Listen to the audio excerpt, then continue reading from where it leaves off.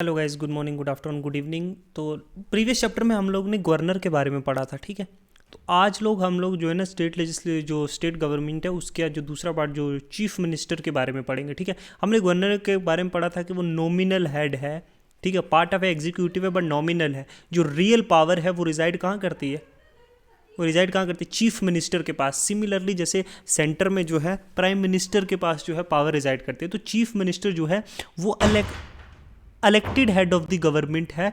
ये इन elected head है कहाँ का? इंडियन जो स्टेट होती है ना या यूनियन टेरिटरी जहाँ पे लेजिस्लेटिव असेंबली है, वहाँ पे जो है ये रियल एग्जीक्यूटिव है, क्योंकि ये पीपल के द्वारा, पीपल्स रिप्रेजेंटेटिव है, उनके द्वारा डायरेक्टली जो है चुना गया है थ्रू वोटिंग। ओके, देन इसीलिए जो सारी पावर्स एडमिनिस्ट्रेटिव जो एग्जीक्यूटिव पावर्स है वो यहाँ रिजाइड करती है चीफ मिनिस्टर के अंदर, ठीक है। तो चीफ मिनिस्टर रिस्पॉन्सिबल है ओवरसीइंग क्या? एडमिनिस्ट्रेशन जितनी भी है स्टेट की, वो इसकी रिस्पॉन्सिबिलिटी है।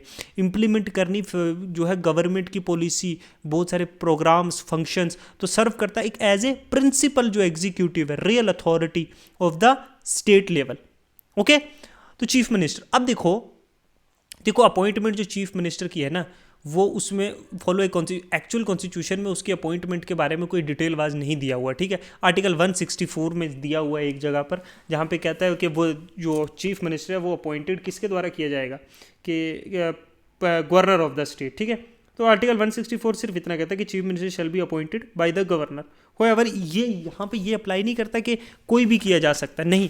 जो मेजोरिटी है जिस पार्टी की लेजिस्लेटिव असेंबली में, chief minister must command confidence, similarly जैसे प्राइम मिनिस्टर है, ऑफ मेजोरिटी लेजिस्लेटिव असेंबली उस स्टेट की में, उसकी पार्टी की मेंबर जो हैं, जो मेंबर और लेजिस्लेटिव असेंबली है, एमएलए जो हैं, वो उसकी पार्टी के होने चाहिए मैक्सिमम मेजोरिटी में।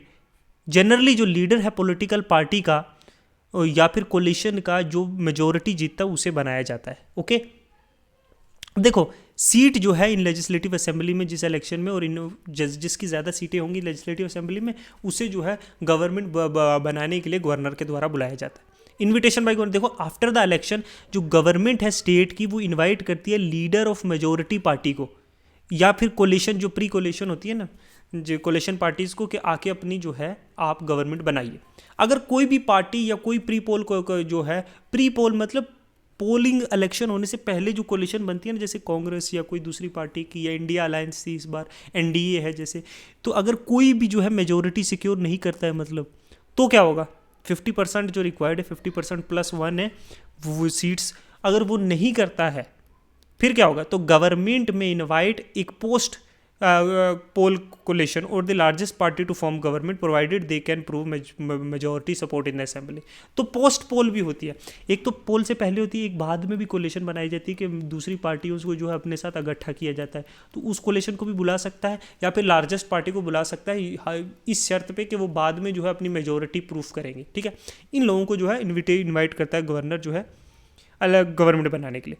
ओथ ऑफ द सीएम, देखो चीफ मिनिस्टर जो है ना, chief minister takes 2 oath as prescribed by the जो 3rd schedule of the constitution. Oath of office जो प्लेज करता है कि हम स्वर्गनिटी, इंटीग्रिटी और कॉन्स्टिट्यूशन ऑफ इंडिया को अपहोल्ड करूंगा और फेथफुली डिस्चार्ज करूंगा अपनी ड्यूटी बिना किसी डर या किसी फेवर किसी को दिए या कोई इल विल के, है ना। और फिर करता है ओथ ऑफ सेक्रेसी। ये कमिटमेंट जो है कि कोई भी चीज़ ऐसी जो है मैं किसी को रिवील नहीं करूंगा जो मेरे अटेंशन में लाई गई है, जो part of the duty except अगर लॉ का रिक्वायरमेंट है तो मैं करूँगा। ये बोथ जो दोनों जो ओथ और एडमिनिस्ट्रेटर है ना, ये ओथ किसके द्वारा दिवाई जाती है? गवर्नर जो स्टेट का है। अब term of the chief minister जो कि यूजुअली जो है ना, वो टर्म 5 ईयर है, ठीक है, 5 साल के लिए रहेगी, उसके बाद नया इलेक्शन होगा, aligning with the term of जो स्टेट लेजिस्लेटिव असेंबली की होती है। लेकिन कोई लिमिट भी सेट भी नहीं है, कोई कॉन्स्टिट्यूशनल लिमिट नहीं है कि number of terms chief minister can serve, कितना, मतलब चीफ मिनिस्टर टर्म्स कितनी, मतलब कई बार चीफ मिनिस्टर बन सकता है, पर्सन जो है मल्टीपल टाइम जो है चीफ मिनिस्टर बन सकता है। उससे पहले भी चीफ मिनिस्टर जो है ये कंटिन्यू करता है ऑफिस जब तक नई गवर्नमेंट फॉर्म नहीं हो जाती और they lose majority in the legislative. Chief minister उससे पहले भी सरकार गिर सकती है, ये बात याद रखना, अगर उसकी जो है मेजोरिटी नहीं रहती है, ठीक है। एमएलए जो है कहीं दूसरी पार्टी में चले गए या कोई और पार्टी ज्वाइन कर लिया, रिजाइन कर दिया, तो मेजोरिटी नहीं है लोकसभा में, तो भी हो सकती है। तो 5 साल से पहले भी उसको जो है हटाया जा सकता है। अब सैलरी देखो, जो सैलरी और अलाउंसेज है ना चीफ मिनिस्टर की, वो डिटरमाइन रिस्पेक्टिव जो स्टेट लेजिस्लेटर है उसके जो किए जाते हैं। अमाउंट जो है ना अलग अलग स्टेट्स में अलग अलग भी है, कहीं तमिलनाडु में 4 लाख प्लस भी सैलरी है ना, कहीं 1 लाख भी है। तो जनरली जो बेसिक सैलरी है वो 1000 से 1 लाख से 2.5 लाख के बीच में होती है। कुछ अलाउंसेस भी होती हैं, जैसे हाउस रेंट, ट्रैवल के अलाउंसेस, डेली अलाउंसेस मिलते हैं, बाकी कुछ पर्क्स भी मिलती हैं। वो अच्छा एडिशनल बेनिफिट मतलब फ्री ऑफिशियल रेजिडेंस होता है, सिक्योरिटी और staff for official duties, travel के लिए फ्री है ना सब्जेक्टेड टू रूल्स। अच्छा मेडिकल फैसिलिटीज़ मिलते, पेंशन बेनिफिट मिलते हैं रिटायरमेंट के, ये सारी चीज़ें सैलरीज और पर्क्स में जो है चीफ मिनिस्टर की में आता है। ठीक है, अब पढ़ते हैं हम लोग, देखते हैं चीफ मिनिस्टर का रोल क्या है। देखो चीफ मिनिस्टर जो है ना वो हेड ऑफ द गवर्नमेंट है इंडियन स्टेट का, और प्ले करता है एक प्रोविटल रोल स्टेट के एडमिनिस्ट्रेशन और गवर्नेंस में, है ना। अब पावर और जो फंक्शन है चीफ मिनिस्टर के वो ब्रॉडली क्लासिफाई किए गए फॉलोइंग कैटेगरी में। जैसे एग्जीक्यूटिव पावर है जो चीफ मिनिस्टर की, ठीक है, एग्जीक्यूटिव पावर मतलब जो हेड ऑफ जो वो स्टेट की जो एग्जीक्यूटिव है, काउंसिल चीफ मिनिस्टर जो है वो रियल एग्जीक्यूटिव अथॉरिटी है स्टेट की। गवर्नर एक नॉमिनल है जो council of chief minister recommend करेगा किसको, गवर्नर को, कि फलाने को मिनिस्टर बना दिया जाए गवर्नर के, एलोकेट करता है किसको कौन सी मिनिस्ट्री मिलेगी, या रीफ शफल करता है पोर्टफोलियोज, इसको को दूसरी मिनिस्ट्री देगा, दूसरे को दूसरी मिनिस्ट्री, तीसरे को तीसरी, तो रीशफल डिमांड कर सकता है किसी भी मिनिस्टर से कि वो क्या करे, रेजिग्नेशन दे, या एडवाइस करेगा गवर्नर को कि डिसमिस कर दिया जाए इसको, तो उसके पास पावर है। लीड करता है काउंसिल ऑफ मिनिस्टर को और इंश्योर करता है कि हम कलेक्टिवली रिस्पॉन्सिबल हो स्टेट लेजिस्लेचर को।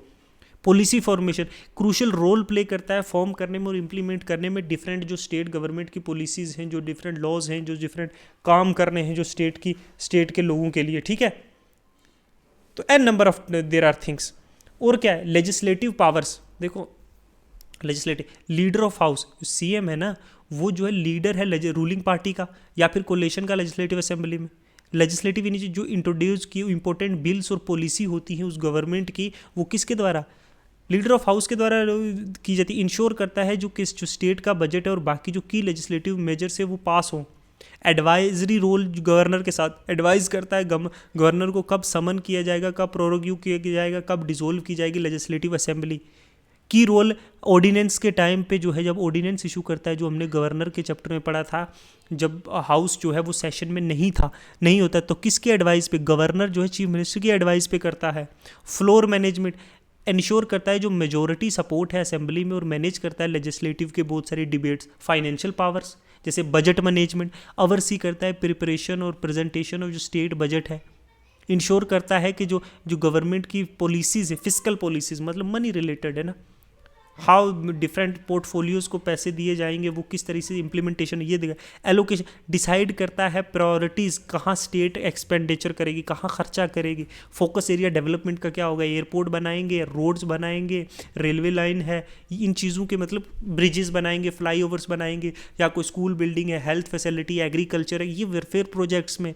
अच्छा माइनॉरिटीज़ को कितना देना, मेजोरिटीज़ को, स्कूल जो फंडेड हैं, सरकारी स्कूल फंडेड है उनको कितना, ये सारी चीज़ें डिसाइड कौन करता है at the end, chief minister.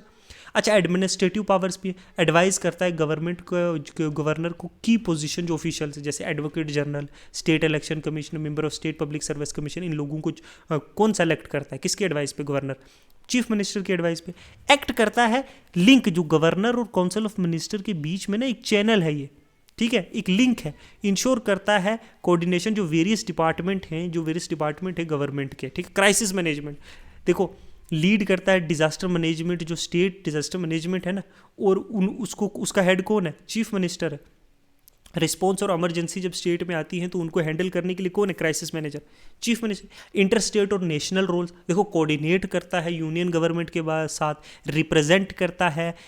देखो ना यूनियन गवर्नमेंट के बाद चैनल कौन है, स्टेट गवर्नमेंट का, यही तो है। रिप्रेजेंट करता है स्टेट गवर्नमेंट को, कोई भी मैटर जब डिस्कस करना होता है सेंट्रल गवर्नमेंट के साथ, जैसे ये रिसोर्सेज हमें चाहिए, सेंटर की ये स्कीमें हम ऐसे इंप्लीमेंट कर रहे हैं, ऐसे पॉलिसीज इंप्लीमेंट हो रही हैं, बहुत सारी चीज़ें और भी होती हैं। जैसे इंटर स्टेट काउंसिल में पार्टिसिपेट करता है, और भी जो नेशनल फोरम से, नीति आयोग जैसी चीज़ें, और जैसे कोई चीज़ है तो रेजोल्यूशन ऑफ डिस्प्यूट मतलब में निगोशिएट करता है, बातें करता है जब कोई इंटर स्टेट डिस्प्यूट है, चाहे वो वाटर रिलेटेड है, चाहे वो वाटर रिवर शेयरिंग है, तो ही इज़ अ हेड है ना, तो he will decide the important matters of the state.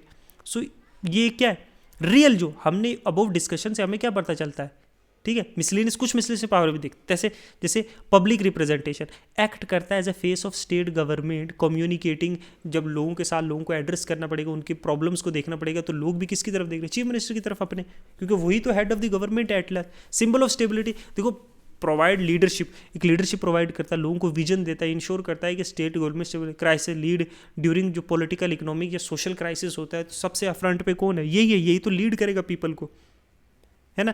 कुछ की प्रोविजन जैसे आर्टिकल 163 जो काउंसिल ऑफ मिनिस्टर है हेडेड बाय चीफ मिनिस्टर है, वो एड और एडवाइस करेगा किसको, गवर्नर को। एक ये है आर्टिकल 164 है कि अपॉइंटमेंट जो है चीफ मिनिस्टर की और उसका role in forming council of minister, उसके बारे में बताया था। आर्टिकल 167 है जो ड्यूटी है सीएम की कि कम्युनिकेट करे एक दूसरे के साथ, गवर्नर के साथ, जितने भी डिसीजन जो काउंसिल ऑफ मिनिस्टर ने और सीएम ने लिए हैं वो गवर्नर को बताए, ताकि गवर्नर भी कम्युनिकेट कर सके। कोई भी चीज़ जो कॉन्स्टिट्यूशनल के दायरे के बाहर नहीं होनी चाहिए, कोई भी चीज़ जो है और कोई चीज़ हो जो अपने सेंट्रल गवर्नमेंट के लॉज से ना कन्फ्लिक्ट में आ रही हो, तो ये सारी चीज़ें जो है ना चीफ मिनिस्टर जो है इम्पोर्टेंट रोल प्ले करता है। जो चीफ मिनिस्टर है वो एक इम्पोर्टेंट रोल प्ले करता है रनिंग ऑफ जो है स्टेट गवर्नमेंट, ओके। क्योंकि एक फेडरल सिस्टम में डुअल पॉलिटी है, एक सेंटर पे है एक स्टेट में है, ठीक है। अपनी स्टेट की जो है ना ऑटोनॉमी को मेंटेन करने के लिए, ठीक है, ये एक नेसेसरी इंस्टीट्यूशन है। चीफ मिनिस्टर जो है एक नेसेसरी इंस्टीट्यूशन है। इट इज़ जो जितनी भी एग्जीक्यूटिव पावर्स हैं वो इसके पास है, जो रियल एग्जीक्यूटिव है, ठीक है। ये with the help of governor जो है ये सारी एग्जीक्यूट करता है, ठीक है। पीपल को प्रोवाइड करता है गुड गवर्नेंस और की सर्विसेज, ठीक है। पीपल्स को जो है नेसेसरी जो चीज़ें हैं उनकी वो उनके साथ देता है, उनके साथ प्रोवाइड करता है। ये सिमिलरली देखा जाए जब हमने प्राइम मिनिस्टर पढ़ा था और उसका रिलेशनशिप जो पढ़ा था हमने प्रेसिडेंट के साथ, कहीं ना कहीं वो जो है सिमिलर है एक चीफ मिनिस्टर का किसके साथ, गवर्नर के साथ। समझे कि नहीं समझे? तो देख ये जो है नेशनल लेवल पे है और ये अपनी रिस्पेक्टिव जो है स्टेट लेवल पे है, ठीक है।